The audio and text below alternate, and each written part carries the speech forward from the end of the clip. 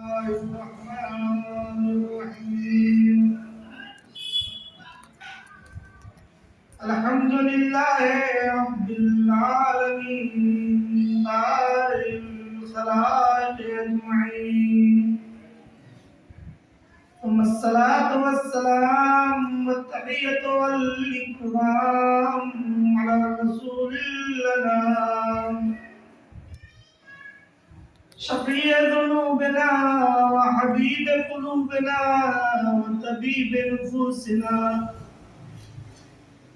صاحب الوقار والسكينة المدفون بعرض مدينة رحمة للعالمين بالقاسم المصطفى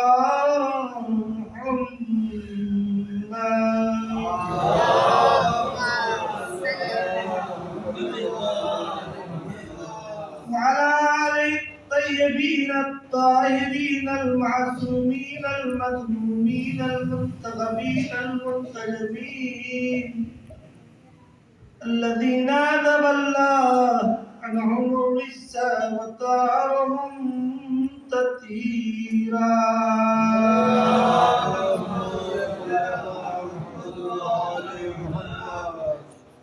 واللعنة الدائمة الباقية على أعدائهم وقاتلهم ومنكري فضائلهم ومصائبهم وغاصبي حقوقهم ومنصبهم أجمعين من ليلتنا هذه إلى يوم الدين أما بعد فإن الله سبحانه وتعالى قال في كتابه الكريم بسم الله الرحمن الرحيم ولا رطب ولا يابس إلا في كتاب مبين صفات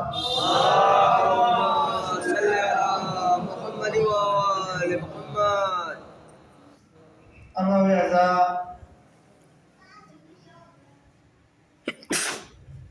یہ ایام عزا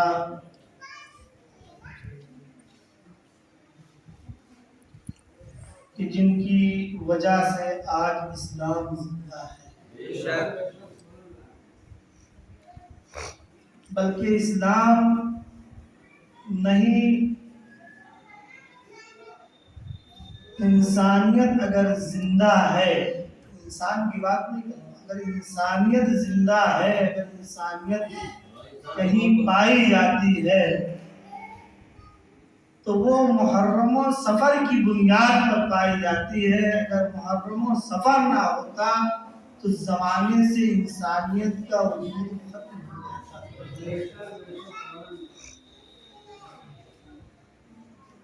اس لیے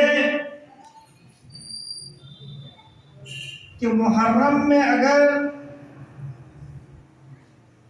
انسان نما حیوانوں سے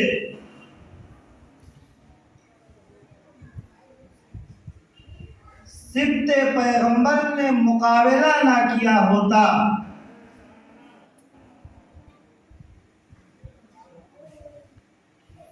تو زمانہ سمجھ نہ پاتا کہ انسان کسے کہتے ہیں اور انسانیت کسے کہتے ہیں۔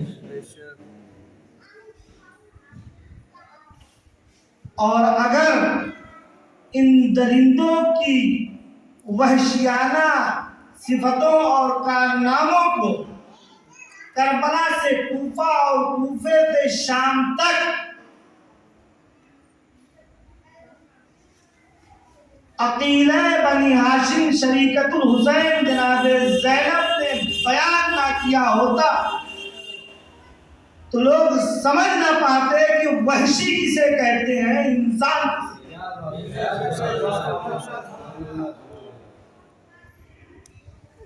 کہ اسلام دین انسانیت کا پیغام لے کر آیا ہے۔ جب جنگ کا ڈنکا بج چکا تھا، तबले जंग बज चुका था और एक मर्तबा एक बद्दू अरब सरकार कायनात हजरत मोहम्मद मुस्तफ़ा सल्लल्लाहु अलैहि वसल्लम के नजदीक दौड़ता हुआ आया। इधर कारवान इस्लाम, फौज इस्लाम, लश्कर इस्लाम, पैगंबर इस्लाम के हमरा कुफ्फार के मुकाबले में जा रहा था। तवाले जंग बज चुका था, नक्कारे जंग बज चुका था। इतने में वो दौड़ता हुआ आया। आने के बाद बीच रास्ते में रोक कर कहता है, या रसूल अल्लाह, हमें बताइए मत दीन क्या है? दीन क्या है? देखिए, मैं अपनी बात को साबित करने के लिए कि अगर ये 2 महीने ना होते और इस 2 महीने में अबू तालिब के घराने की कुर्बानियां ना होती तो इस्लाम तो बात की चीज है। इंसानियत को संभालने के लिए इस्लाम आया था ना। इंसानियत खत्म हो जाती। मैं इस बात को बताना चाहता हूँ कि दीन बचता ही नहीं, और अगर दीन अल्लाह के नजदीक कोई है तो वो दीन इस्लाम है।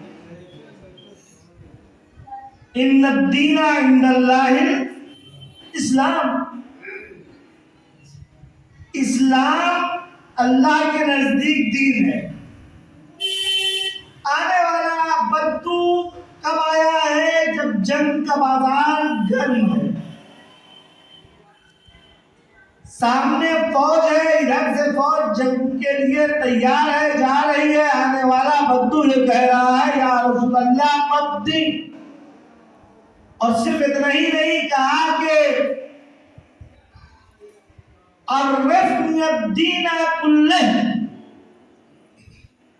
मुझे दीन को पूरा के पूरा बताओ, पूरा दीन मुझे समझाओ। ये सवाल किया उसने। अगर नबी जवाब ना दे तो नबी नबी ना रह जाएंगे, है ना? नबी जवाब ना दे तो नबी नबी ना रह जाएंगे। और अगर पूरे दीन की तौज़ीह, तफसीर और तफसीर बयान करना शुरू कर दे तो जंग का माहौल है, बाजार जंग गर्म है, मैदान जंग में कुफ्फार मुकाबले में मौजूद है। अब अगर पूरा दीन उस बद्दू को, और वो भी बद्दू को, नबी समझाना शुरू कर दे तो वक्त इतना लग जाएगा कि जंग का माहौल खत्म नहीं बल्कि खराब हो जाएगा। और हो सकता है कि वो पता जो इस्लाम की होने वाली है वो इस्लाम की नहीं रह जाए, उधर की तरफ उलट जाए। अब नबी को बताना भी है, ना बताएंगे तो नबी नबी ना रह जाएंगे। इसलिए कि दीन को बताने ही के लिए आए। और अगर बताएं तो वक्त दरकार है, लेकिन रहमतल लिल आलमीन ने सारी कायनात पर ऐसा साया रहमत डाल दिया है कि एक मर्तबा बद्दू से फरमाते हैं कि अत्ताअतु लिल्लाहि वश्शफ़क़तु अलल इंसानी या अलल नास दीन हाक़त दीनो कुल्ले। अरबी ग्रामर से जो अफराद वाफता है वो, या जो लोग सुनते हुए चले आए हैं इस लफ्ज़ को, वो भी मेरे तर्जुमा करने से पहले ही तारीफ करने लगे, दाद देने लगे कि नबी कह रहे हैं अत्ताअतु लिल्लाह वश्शफ़क़तु अलन नास हाक़त दीनो कुल्ले। अल्लाह की इताअत, लोगों पर शफ़क़त और मेहरबानी, यही पूरा दीन है।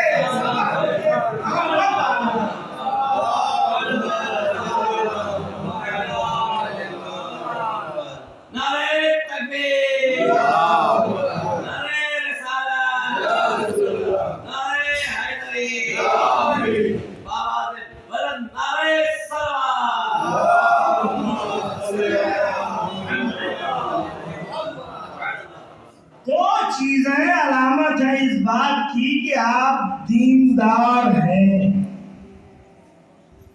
اور دیندار ہونے کا مطلب یہ ہے کہ آپ مسلمان ہیں.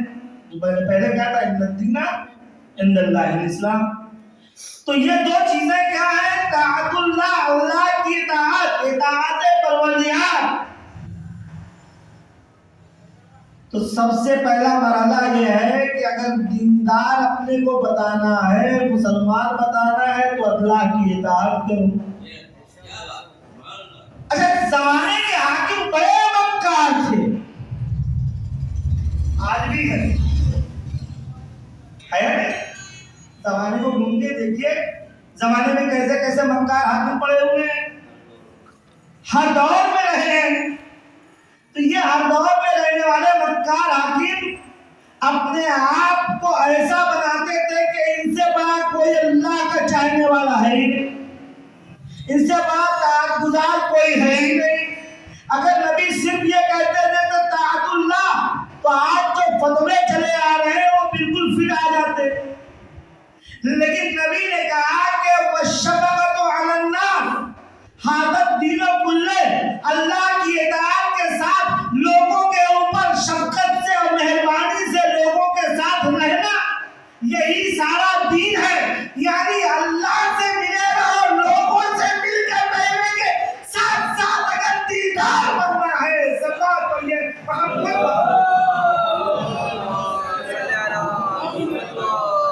اب آئیے کہ محرم و سفر کیسے دین کو بچائے ہوئے اور کیسے انسانیت کو بچائے ہوئے ہیں. تو ایسے بچائے ہوئے ہیں کہ اس زمانے میں طاعت رہی ہو یا نہ رہی ہو یہ مجھے نہیں معلوم، نہ ویڈیو موجود تھا، نہ مووی موجود تھی، نہ کیمرہ موجود تھا کہ ہم دیکھتے کہ کون آیا نماز پڑھنے، کون نہیں آیا، کس نے کب روزہ کھولا، کس نے کب روزہ نہیں کھولا.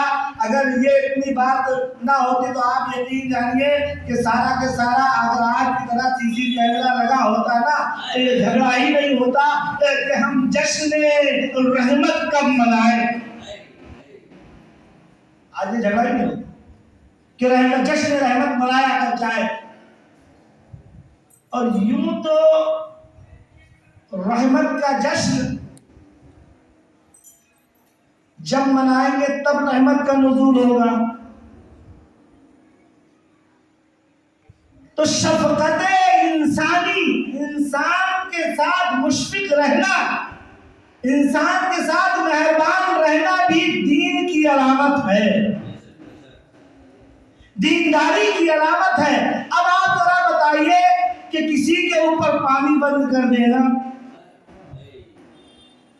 کسی کو مہمان بلا کر اس کا دانا پانی بند کر دینا، کسی کو مہمان بلا کر اس کے گھر کو اجاڑ دینا، کسی کے مہمان بلا کر اس کے گھر والوں کو قتل کر دینا، کسی کو مہمان بلا کر اس کے گھر والوں کو قید کر لینا،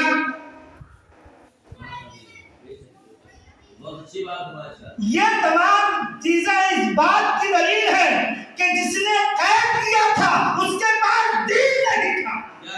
اور شاید یہی وجہ ہے کہ انگریز سے آواز آتی ہے شاہد حسین، بادشاہ حسین، دینت حسین، دیپناہت حسین. جب خواجہ نے انگریز سے دیکھا کہ وہ دین نہیں ہے، حسین کو دین قرار دیا. سلام پڑھیے محمد.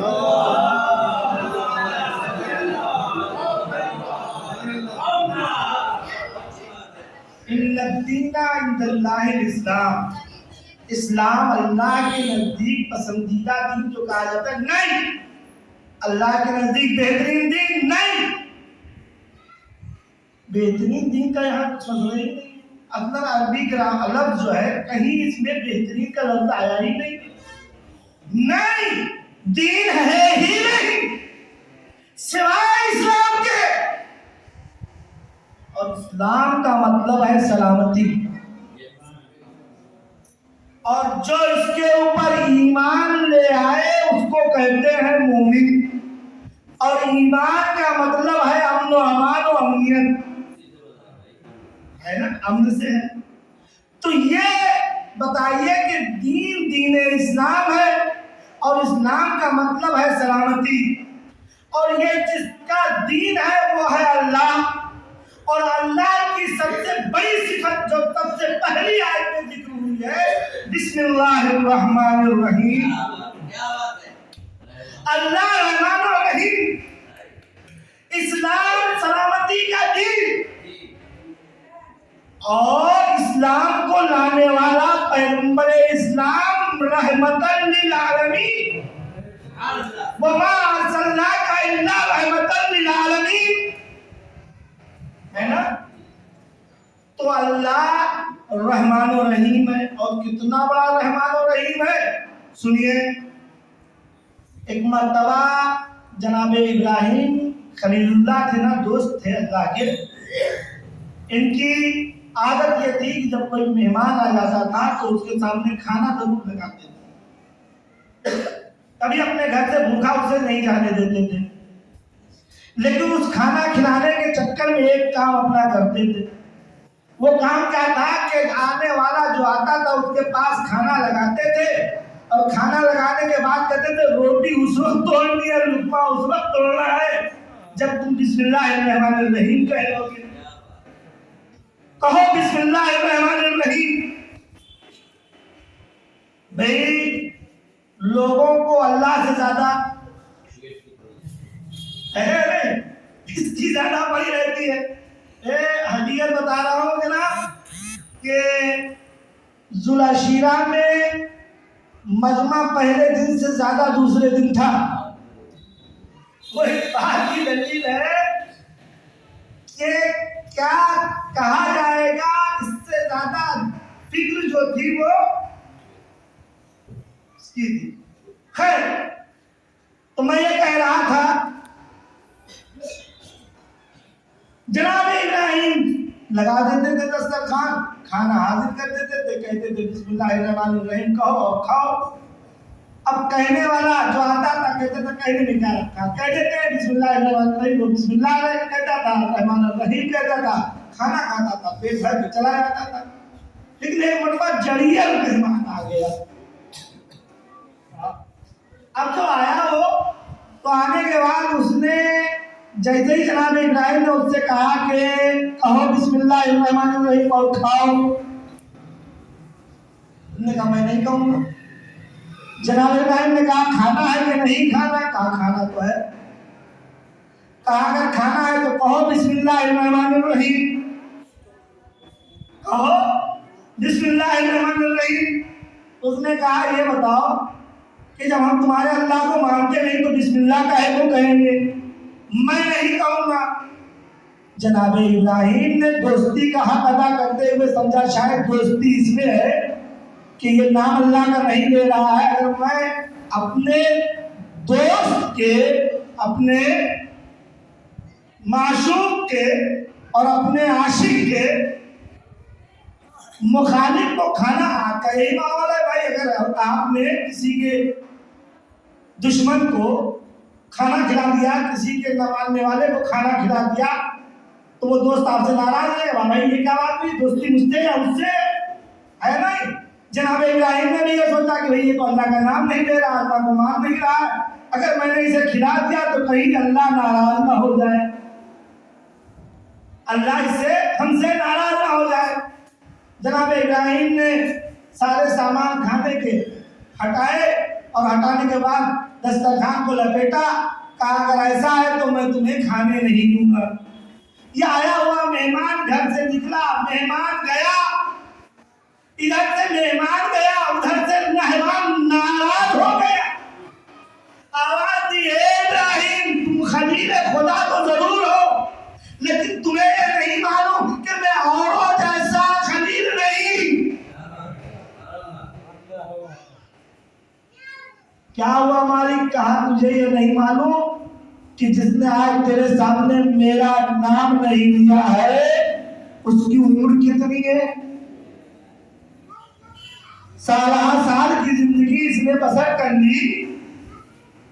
پورے سال کئی جب تک پیدا ہوا جب سے آج تک کتنے لیل و نہار گزر گئے, کتنے شب و روز گزر گئے, کتنے اوقات غزا گزر گئے, کتنے صبح و شام گزر گئے. میں نے اس کو بغیر بسم اللہ کہلائے اپنے پاس سے کھانا کھلایا، تو میرا کیسا دوست ہے، اس نے ایک بار نام نہیں لیا، تو نے اسے اپنے گھر سے بھوکا واپس کر دیا۔ تو اللہ کتنا رحمان و رحیم ہے، جو اسے نہیں مانتا اسے بھی کھلاتا ہے، جو مانتا ہے اسے بھی کھلاتا ہے، جو نماز پڑھتا ہے اسے بھی کھلاتا ہے، جو نماز نہیں پڑھتا اسے بھی کھلاتا ہے، جو آرام سے نماز پڑھتا ہے اسے بھی کھلاتا ہے، جو جلدی جلدی پڑھ کے بھاگ جاتا ہے اسے بھی کھلاتا ہے نہیں کھلاتا ہے۔ تو ابھی اللہ اتنا رحمان و رحیم اور رحمت للعالمین کا مسئلہ کیا ہے، اتنے بڑے رحمت کہ بڑھیا کوڑا پھینک رہی ہے، بڑھیا کوڑا پھینک رہی ہے، جب ایک دن کوڑا نہ پھینکا تو اس کے گھر پہنچ گئے عبادت کے لیے، ہے نہیں؟ اتنے بڑے رحم، اتنی بڑی رحمت، اتنے زیادہ رحیم کہ اس کے گھر پہنچ گئے، دروازہ کھولا، گئے۔ یہ بات کی بات ہے، تاریخ میں یہ ملتا ہے کہ بڑھیا ہر روز کوڑا پھینکتی تھی، ملتا ہے یا نہیں ملتا ہے؟ ملتا ہے نا؟ تو یہ تاریخ میں ملتا ہے کہ بڑھیا ہر روز کوڑا پھینکتی تھی، لیکن تاریخ میں کہیں یہ نہیں ملتا کہ وہ بڑھیا جو کوڑا پھینکتی تھی اس کا کوڑا حضور پر پڑتا تھا، بلکہ الفاظ کو بدل کے کہوں کہ حدیث میں یہ ملتا ہے کہ بڑھیا کوڑا پھینکتی تھی، قرآن میں یہ ملتا ہے کہ اللہ نے نبی سے ہر رزق کو دور رکھا ہے، اللہ نے ہر رزق کو نبی سے دور رکھا ہے، لیکن بڑھیا کوڑا پھینکتی تھی۔ لیُذْهِبَ عَنْکُمُ الرِّجْسَ، لیُذْهِبَ، لے دور کر دیا میں نے تم سے رزق کو۔ تو اب جب حدیث یہ کہہ رہی ہے کہ بڑھیا نے کوڑا پھینکا، صحیح ہے کوڑا پھینکا، لیکن پڑا نہیں حضور پر، اس کے لیے قرآن کہہ رہا ہے کہ میں نے رزق کو تم سے دور رکھا ہے۔ اب عزیزان گرامی، اس دوری کو سمجھنے کے لیے ہمیں اس کی ضد کو سمجھنا پڑے گا۔ جب تک اس کی ضد کو نہیں سمجھیں گے، جب تک دوری کو نہیں سمجھ سکتے، تو اللہ کا دور رکھنا اس وقت سمجھ میں آئے گا جب ہم اللہ کا قریب رکھنا سمجھیں۔ اور اللہ کے قریب رکھنے کے لیے کہ آپ سنیے کیا ہے، اللہ یہ کہہ رہا ہے جناب آدم سے لے کے آج تک جتنے نبی آئے سب یہ کہہ رہے ہیں کہ قیامت قریب ہے نا؟ سب یہ کہہ رہے ہیں کہ قیامت قریب ہے۔ آدم نے کہا قیامت قریب ہے، شیش نے کہا قیامت قریب ہے، نوح نے کہا قیامت قریب ہے، ابراہیم نے کہا قیامت قریب ہے، یحییٰ نے کہا قیامت قریب ہے، زکریا نے کہا قیامت قریب ہے، قرآن نے کہا قیامت قریب ہے، انجیل نے کہا قرآن قیامت قریب ہے، زبور نے کہا قیامت قریب ہے، لیکن آئی نہیں اب تک۔ تو عزیزان گرامی ایک بات کہنے دیجئے کہ جس کا قریب اتنا دور ہو اس کا دور کتنا دور ہوگا، سنبھال پڑھیے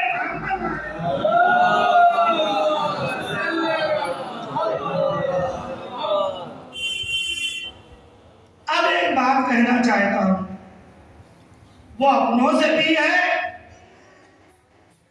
دوسروں سے بھی ہے، اپنوں سے مراد جو اسلام والے ہیں، صاحبان ایمان، صاحبان اسلام، ان سے بھی کہہ رہا ہوں، اور جو اسلام کے پیچھے پڑے ہوئے ان سے بھی کہنا چاہتا ہوں کہ جب ایک انسان کا دین اسلام ہو اور اللہ رحمان و رحیم ہو اور پیغمبر رحمت للعالمین ہو، اس اسلام کا، اس اللہ کا، اس رحمت للعالمین کا چاہنے والا مسلمان دہشت گرد کیسے بن سکتا ہے؟ سنبھال پڑھیے محمد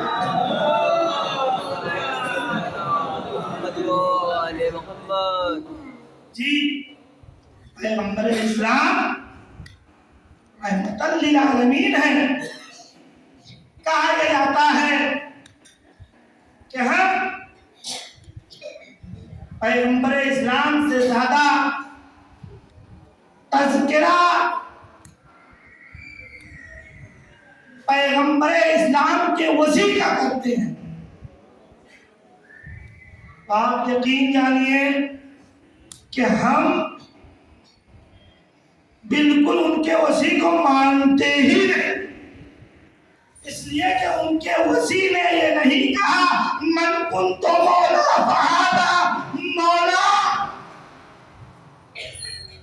اگر خود اس نے کہا ہوتا اور ہم مان لیتے تو بات یہ ہوتی کہ ہم نے اس سے مانا ہے۔ بھائی نبی نے کہا من کنت مولا فہذا علی مولا، چونکہ نبی نے کہا ہے ہم نبی کو مانتے ہیں، اس لیے نبی کی بات کو مانتے ہوئے علی کو مولا مان رہے ہیں۔ سلوات پڑھیے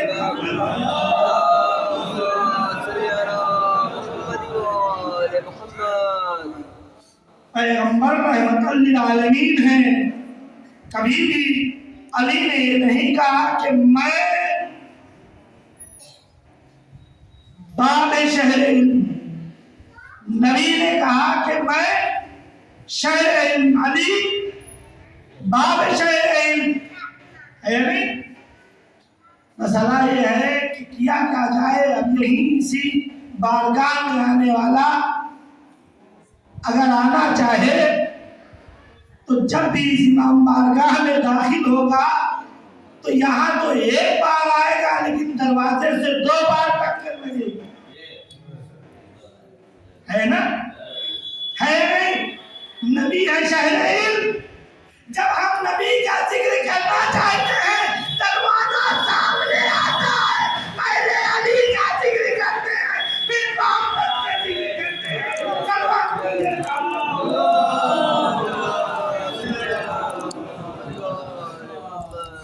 ایک شخص تھا، کہنے لگا یہ بتائیے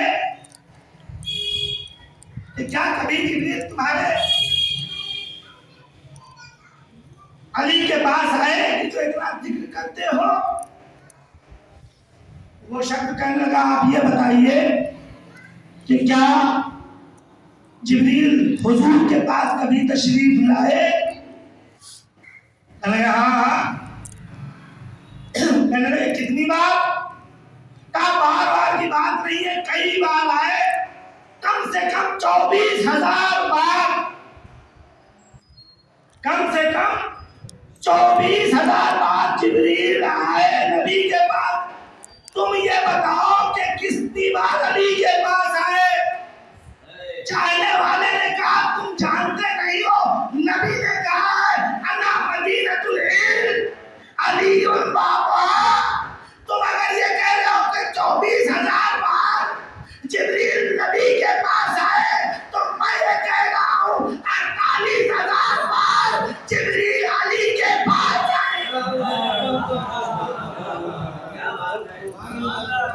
اس لیے کہ جب نبی کے پاس داخل ہوئے تب علی کے پاس آئے، آتے ہوئے علی کے پاس آئے، جاتے ہوئے علی کے پاس آئے۔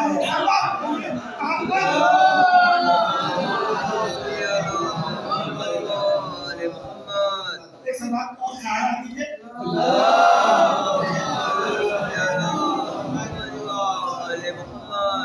یہ مہینہ رحمت للعالمین اور رحمت للعالمین،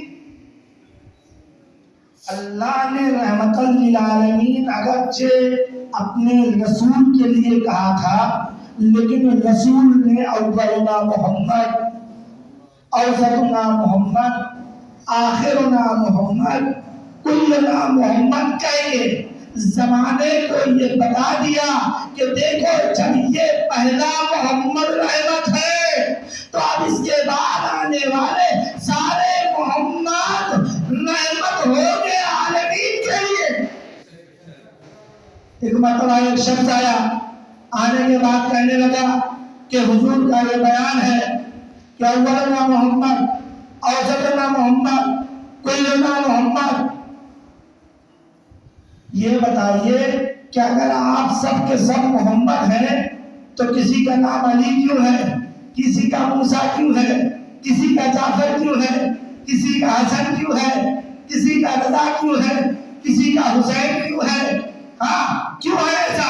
سب کا نام محمد ہونا چاہیے تھا، آخر یہ ناموں میں اختلاف کیوں ہے؟ امام محمد باقر علیہ السلام نے ایک مرتبہ آگے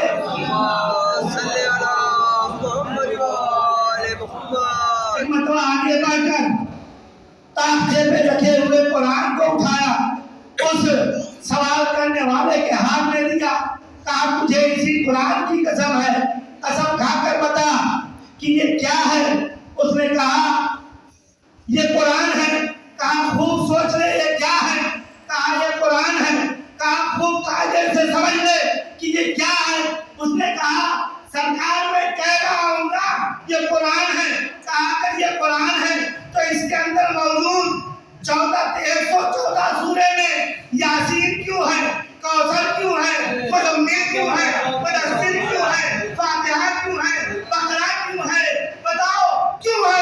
اس نے کہا کہ اگر ہم ان سوروں کو الگ الگ کر دیں، الگ الگ کریں تو کوئی یاسین ہے، کوئی رحمان ہے، کوئی مزمل ہے، کوئی مدثر ہے، کوئی محمد ہے، کوئی بقرہ ہے، کوئی فاتحہ ہے، کوئی آل عمران ہے، لیکن اگر سب کو جمع کر دیں تو سب کے سب قرآن کہلائیں گے، کوئی الگ نہیں کہلائے گا۔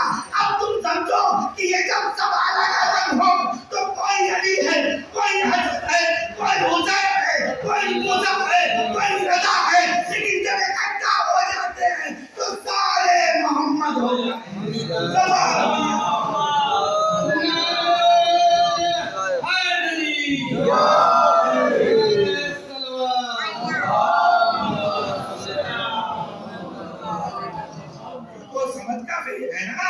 سمجھنے کی ضرورت ہے ہمیں، اور آپ انصاف سے بتائیے، لوگ یہ کہتے ہیں کہ ہم اہل بیت علیہ السلام کو انبیاء الہی سے بڑھا دیتے ہیں۔ نہیں، ہم نہیں بڑھاتے، اللہ نے بڑھایا ہے۔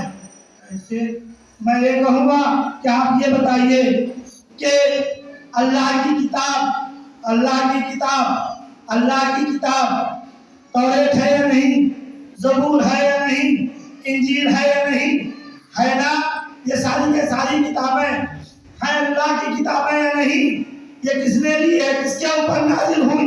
وہ اللہ کے نبی تھے یا نہیں تھے؟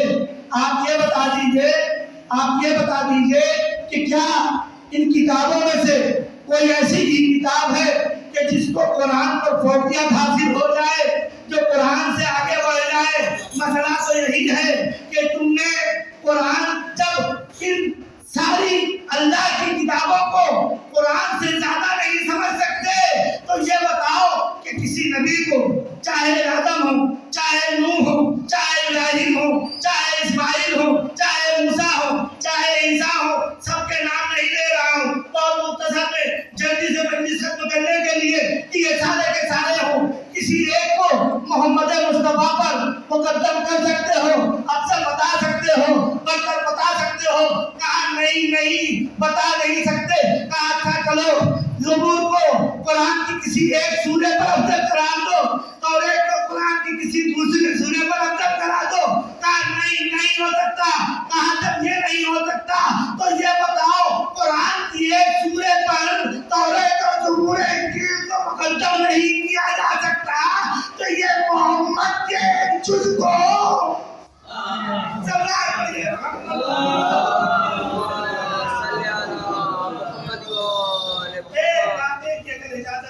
وقت ہو تو نہیں تو مسائل کراؤ، دیر سے مجلس شروع ہوئی، سواب کا سہارا نہیں۔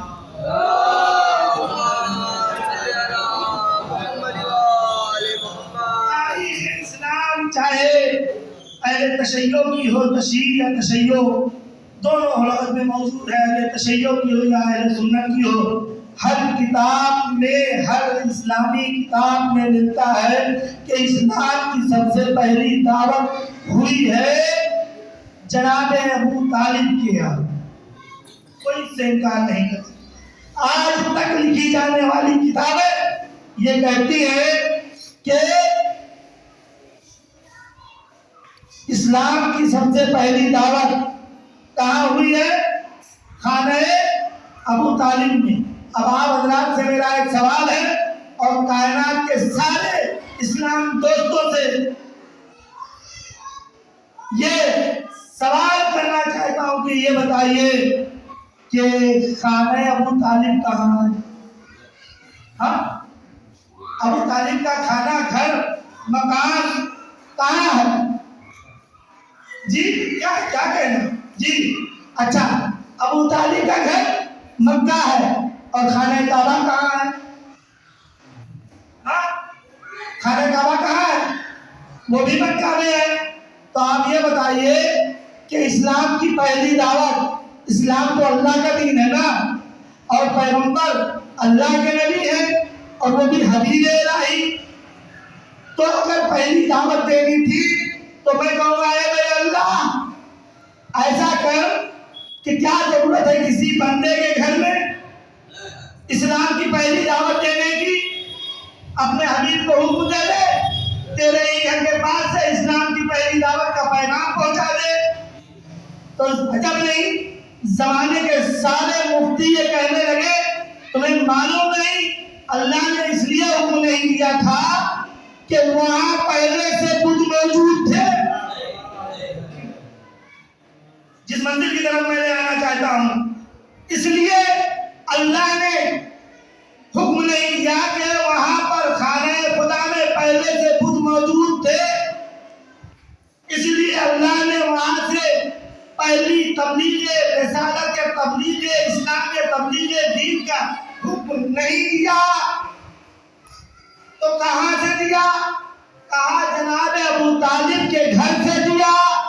تو کم سے کم الفاظ کے سائے میں آپ کو لے آ کر آپ کے سکوت کو چھوڑ دوں کہ دیکھیے یہ بات تو کم سے کم واضح ہو گئی کہ جس زمانے میں اسلام کی دعوت دی گئی ہے اس زمانے میں خانہ رحمان میں بت پائے جاتے تھے، لیکن خانہ عمران میں بت نہیں پائے جاتے تھے۔ چلو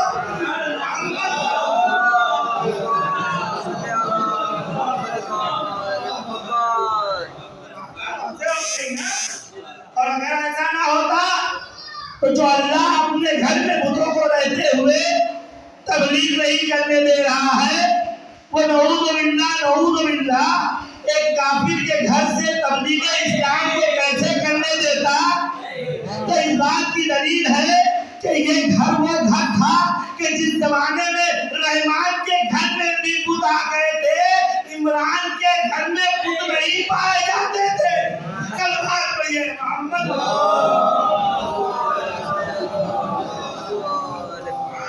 اور حقیقت بھی یہی ہے، حقیقت بھی یہی ہے۔ جب حضور صلی اللہ علیہ وآلہ وسلم، حضور کا نام ہے سبق پڑھ دیا،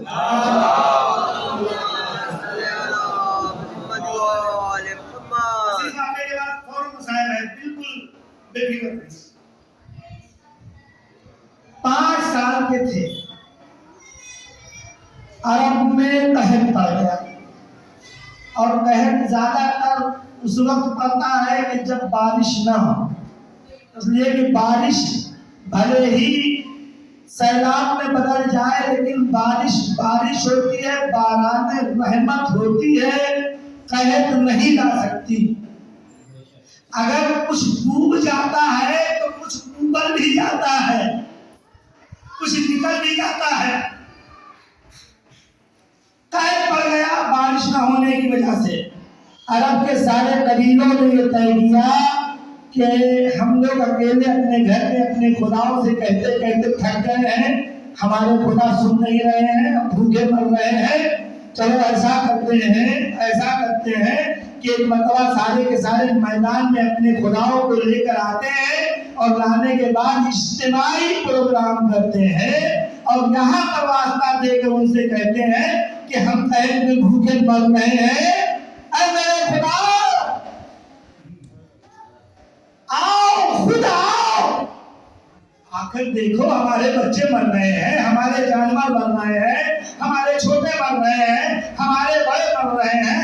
70 قبیلے کے بزرگ ایک ساتھ طے چاہیے کہ آپ نے یہاں عبادت کرنی ہے اور عبادت کرنے کے بعد اپنے اپنے خداؤں سے سب کو مل کر کہنا ہے کہ اللہ اے خدا ہم سے اس قحط کو دور فرما، باران رحمت نازل فرما، باران رحمت نازل فرما۔ غور سے سنیے گا، مسائل یہیں سے پڑھوں گا۔ باران رحمت نازل فرما، کہا ایسا ہے کہ ہم 70 قبیلے کے لوگ تو آ کر سردار آ کر طے کر لیے کہ چلے اجتماعی پروگرام کرتے ہیں، عبادت کرتے ہیں اور دعا کرتے ہیں، لیکن مسئلہ یہ ہے کہ یہ 70 قبیلوں کے سرداروں نے طے کیا ہے، لیکن پورے مکے کے سردار سے تو ابھی بات ہی نہیں ہوئی ہے۔ کہا کیا کیا جائے؟ کہا چلو دیکھتے ہیں، اسی بہانے دو چیز معلوم ہو جائے گی۔ ایک تو یہ معلوم ہو جائے گا کہ آج تک بنی ہاشم نے یہ نہیں بتایا کہ ان کا خدا کون ہے، پتہ بھی چل جائے گا کہ ان کا خدا کون ہے۔ اور دوسری یہ کہ اگر ان کو نہ لے آئے تو الزام بھی لگا دیں گے کہ یہ لاواہب ہے، یہ بغیر خدا کے ماننے والے ہیں، خدا کو نہیں مانتے، یہ ملحد ہے۔ تو دونوں صورتوں میں ہماری دال گل جائے گی، بارش ہو یا نہ ہو۔ آئے اور آنے کے بعد دروازہ کھٹکھٹایا تو جناب ابو طالب نکلے۔ کہا کیا بات ہے؟ کہا کہ ایسا ہے کہ مکے میں پڑا ہوا ہے۔ تو کہا کیا ہوا؟ تو کیا ہوا؟ کہا ایسا ہے کہ ہم لوگوں نے سب نے یہ طے کیا ہے، 7 لوگ آئے تھے، 70 میں سے 7 کو طے کیا گیا تھا، ہم لوگوں نے یہ طے کیا ہے کہ اجتماعی عبادت کا پروگرام کرتے ہیں اور ہر ایک اپنے اپنے خدا کو لے کر وہی میدان میں آئے بھائی، میدان میں لے کر اپنے اپنے خدا کو آئے، وہی دعا کرتے ہیں اور دعا کرنے کے بعد اللہ رحمت نازل کرے گا، بارش نازل کرے گا اور ہمارا بھلا ہو جائے گا۔ کہا ایسا کیوں کرنے کی ضرورت پڑی تھی؟ تم لوگ اجتماعی پروگرام عبادت کا کر رہے ہو۔ کہا ہم بھوکے مر رہے ہیں۔ جناب ابو طالب نے کہا اگر ایسی بات تھی تو مجھے پہلے بتائے ہوتے، میرے یہاں آئے ہوتے، میں پیٹ بھر کے کھانا دیتا، تمہیں اس کی ضرورت ہی نہیں پڑتی۔ کہا نہیں، پھر بھی آ جائیے، لوگوں کی خواہش اور آپ سردار بننا ہے، اگر آپ نہ آئیں گے تو ہم لوگوں کی سرداری کس کام کی؟ کہا اچھا ٹھیک ہے، چلو ٹائم بتاؤ۔ ٹائم بتایا، اب سب کے سب ہم گئے، اپنے اپنے والے کو لیے، جو بڑے تھے ان کے بڑے خدا تھے، جو چھوٹے تھے ان کے چھوٹے خدا تھے، جو بڑے خدا تھے ان کے یہاں سونے کی مالا رہتی تھی، جو چھوٹے خدا تھے ان کے یہاں چاول کی مالا رہتی تھی۔ چھوٹے خدا بڑے خدا بھی رہتے تھے، چھوٹوں کے چھوٹے خدا تھے، بڑوں کے بڑے خدا تھے، یہ سارے کے سارے لے کر آئے اور سب کی نگاہیں دیکھ رہی ہیں خانہ ابو طالب کی طرف کہ ابو طالب کون سے خدا کو لے کر آتے ہیں، ابو طالب کس خدا کو لے کر آتے ہیں۔ ایک مرتبہ در عمران کھلا، عمران نے رحمان کے رحمت للعالمین کو اپنے کانھوں پر سوار کیا، چلے اس میدان کی طرف کہ جس طرف سارے قبیلے کے سردار بیٹھے ہوئے تھے۔ ایک مرتبہ دیکھا کہ یہ عمران ہمارے پاس نہیں آئے، بلکہ اس بلند اور بالا پہاڑی پر گئے کہ جس پہاڑی کے لیے یہ ملتا ہے کہ یہ پہاڑی اتنی اونچی تھی کہ اس دن کعبے کے اندر، کعبے کے نہیں بلکہ مکے کے اندر جتنے گھر تھے ان گھروں میں جو بچے رہ رہے تھے، جو بیویاں رہ رہی تھی، انہوں نے بھی دیکھا کہ ابو طالب کسی بچے کو لیے ہوئے پہاڑ پر کھڑے ہیں، اتنی بلندی پر گئے اور بلندی پر جانے کے بعد کہا تم لوگ دعا کرو۔ کہا ذرا ادھر آؤ۔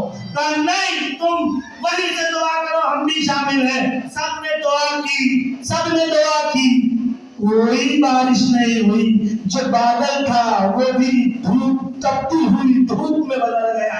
ایک مرتبہ جناب ابو طالب نے اپنے دونوں ہاتھوں سے اپنے 5 سالہ بھتیجے کے دونوں ہاتھوں کو بلند کیا اور بلند کرنے کے بعد علی کی عبارت نہیں پڑھ رہا ہوں،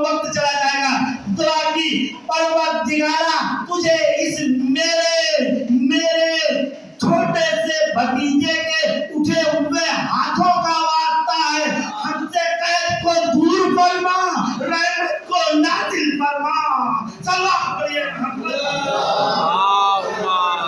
अलैहि मोहम्मद बारान रहमत नाजिल हुई।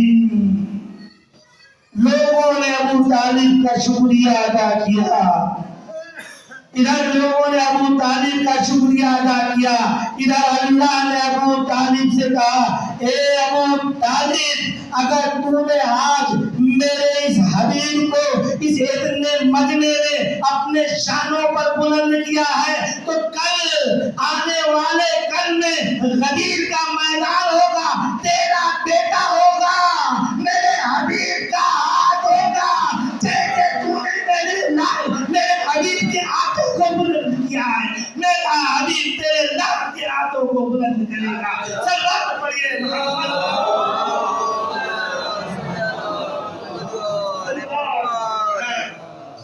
ये दीन के जिस दीन का नाम ही सलामती है, वो दीन के जिस दीन का नाम शफकत है, वो दीन के जिस दीन के रहमतुल लिल आलमीन के हाथों के आसमान के नीचे आने के सदक़े में अल्लाह पानी बरसा दे, उसके निवासे करबला के मैदान में पानी को तरस रहे हैं। जरा सोचिए कि जिसके नाना की बदौलत मक्का सैराब हुआ हो,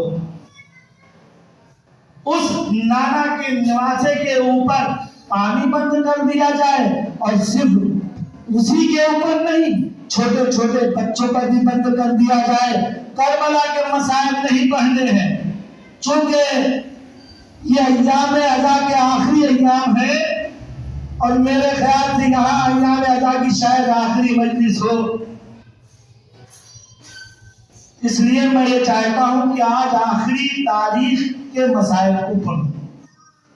जिंदान शाम से रिहाई के मसाइल को नहीं पढ़ना है।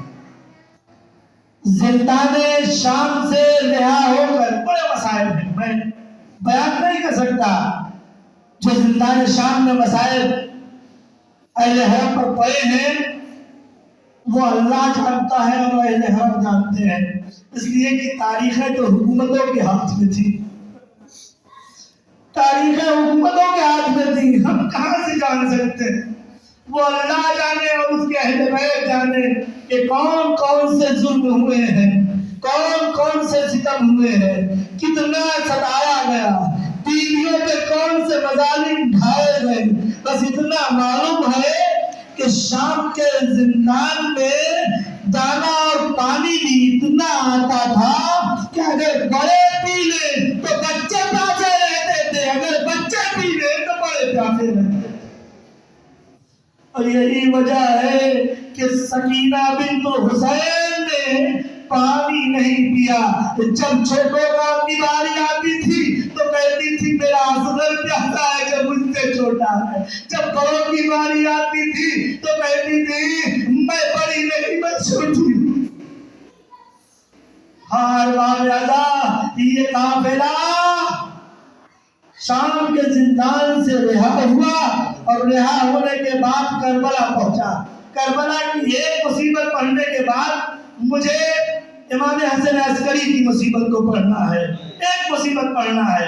एक मरतबा जब ये काफिला करबला पहुंचता है रिहा होकर, ऐसे में जनाब जाबिर ने, जनाब अब्बास ने जो अपने कानून हुकूमत के बताए थे, उस कानून की बुनियाद पर एक मरतबा चूंकि नाबीना हो गए थे, इमाम हुसैन से ये कहा कि आका मुझे आप दोबारा आँख अदा कर दीजिए। कब्र से आवाज आई, ए जाबिर अब मैं तुम्हें दोबारा आंखें नहीं दूंगा। कहा आका क्यों? कहा तुम्हें बाद में मालूम हो जाएगा। एक मरतबा जनाब जाबिर ने किसी के आने की आवाज महसूस की। कहा कौन है जो इस बयान में आ रहा है, कौन है जो मेरे शहंशाह की हुकूमत में आ रहा है? खबरदार, अगर आ रहे हो तो सवार होकर ना आना, तुम किस तरह आ रहे हो پیدل آ رہے ہو، سوار ہو کر آ رہے ہو. ایک مرتبہ بیمار کربلا نے آواز دی کہ نہیں میں پیدل آ رہا ہوں. کہا یہ بتاؤ کہ پیروں میں نالین ہے یا پیر پیادہ ہو؟ کہا نہیں پیروں میں نالین نہیں ہے. چھالے تو اسی لیے پڑ گئے ہیں کہ پیادہ کربلا سے کوفے سے شام اور شام میں پھر کربلا آیا ہوں. کہا یہ بتاؤ کیا تمہارے ساتھ کوئی اور ہے؟ کہا ہاں ہمارے ساتھ اور بھی. کہا مرد ہے یا عورت؟ کہا عورتیں ہیں. کہا ان سے بھی کہہ دو اگر سوار ہے تو اختیار میں اس طرح سے آئے کہ وہ سواریوں سے اتر جائے پھر آگے بڑھے. اس نے امام کہتے ہیں میری خودیاں ہیں میری بہنیں ہیں. کہا کوئی بھی ہویا کرے. ایک مرتبہ آواز آتی ہے اے جابر ذرا مجھے آنے دو میں اپنے بھائی سے ملنا چاہتی ہوں. جابر نے کہا آپ کون ہیں؟ کہا میں حسین کی بہن زینب ہوں. جابر نے سر سینہ پیٹا اے آقا حسین اچھا ہوا تو نے مجھے آنکھ نہ دی. جناب زینب کے لیے ملتا ہے کہ جناب زینب جب کربلا کے میدان میں پہنچی اس کے پہلے ضرور بیٹھتا. زینب نے عباس کی قبر پر اپنے کو ایسے گرایا جیسے عباس کی پشت سے گرے تھے. اے عباس ارے تیرے بعد ہم پر وہ ستم ہوئے کیا اگر تم ہوتے کبھی موت کے نہ جاتے. مصیبت مدینے کا قافلہ آتا ہے مدینے کے مسائل کو پڑھوں یا آج میں اس غریب الوطن کا مسائل پڑھوں کہ جسے مدینے میں چین سے رہنے نہیں دیا گیا. ہاں وہ امام حسن عسکری کہ جنہیں قید کر کے سامرا لے آیا گیا اور جب قید کر کے سامرا لے آیا گیا تو روایت یہ بتاتی ہے کہ پہلی ربیع الاول کو ملعون بادشاہ نے مولا کو زہر دے دیا اور اس کے بعد زندان میں بھیج دیا. مولا زندان میں تھے. ایک کیفیت کو بتاؤں پھر روئیے گا. جب انسان زہر کھا لیتا ہے نا تو زہر کھانے کے بعد انسان کو بار بار پیاس لگتی ہے بار بار پانی کی طلب ہوتی ہے. لیکن اگر وہ انسان گھر والوں کے ساتھ ہو تو گھر والے اسے پانی دے دیتے ہیں.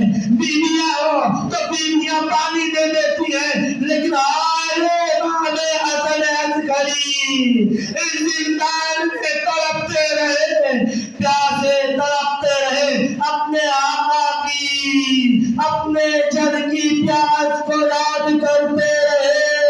آج اپنے آخری امام کو پرسہ دینا ہے.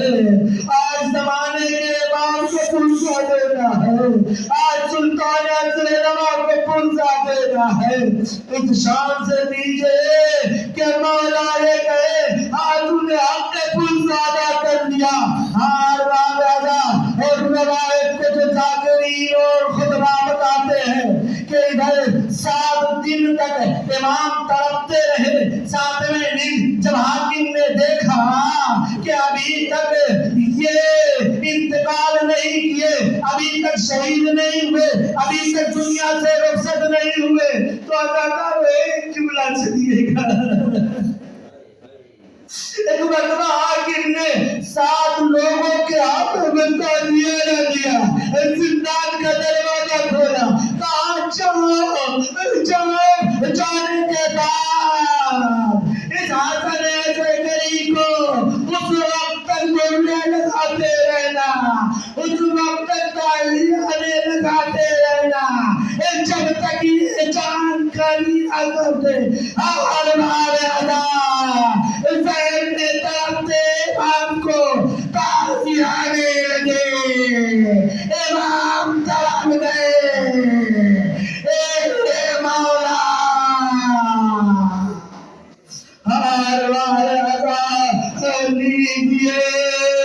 ابھی آپ دیکھتے ہیں جب آپ تاریخ آتی ہے تو اپنے اس علاقے میں تقریباً بر صغیر ہند پہ بھی پورے ہندوستان اور پاکستان میں ایک چپ تعزیہ نکالا جاتا ہے نا. یہ چپ تعزیہ کیوں ہے بتائے؟ یہ چپ تعزیہ اس لیے ہے کہ جب امام حسن عسکری کا کی شہادت ہو گئی، آپ دنیا سے چلے گئے، تو ایک مرتبہ جنازہ بیت الشرف میں لایا گیا. ایک ماں ہے بارہ امام کی، ہر ایک بارہ امام جو ابھی 5 سال کے ہیں. ہر راویہ اتنی کم سنی میں امام رو بھی نہیں سکے. ماں چپ بیٹھی ہے، بیٹا چپ بیٹھا ہے، اس لیے کہ اگر روئیں گے تو سپاہی گھر میں چلے آئے تھے. ہر راویہ یہ امام خاموش، ایک مرتبہ خاموش امام سے رہا نہ گیا. آواز دی، اے میرے بابا، ہم کتنے مظلوم ہیں کہ آپ پر رو بھی نہیں سکتے. امام کی نیت میں آواز دی، اے میرے لال، ارے رو تو میرے جد حسین پر، رو تو میرے جد حسن پر، رو تو میرے جد زین العابدین پر. اے میرے لال، اگر رونا ہے تو اپنی جدہ سکینہ پر روئیے. ارے جس کے باپ کے جدائی کے بعد ظالموں نے تماچے مارے، تعزیہ میں لگائے. اے میرے لال، ارے ذرا دادا زین العابدین کو دیکھیے. تو نے تو مجھے جگہ دیکھا کیا، جنازہ پڑھی، لیکن میرے دادا زین العابدین ہے جو آنے کے بعد کشت کربلا میں اپنے بابا سے کہتے، اے بابا، دل تو یہ کہتا تھا کہ آپ کی نماز جنازہ پڑھوں، آپ کے تن کو دفن کروں، لیکن اے بابا، آپ کے بعد ہمیں ہتھکڑی پہنا دی گئی. اے بابا، ہمیں توپ پہنا دیا گیا. اے بابا، ہمیں بیڑیاں ڈال دی گئی. اے بابا، لندن بابا آئی ہے. اے بابا، عابد کو معاف کرنا، عابد تیرا بڑا مجبور.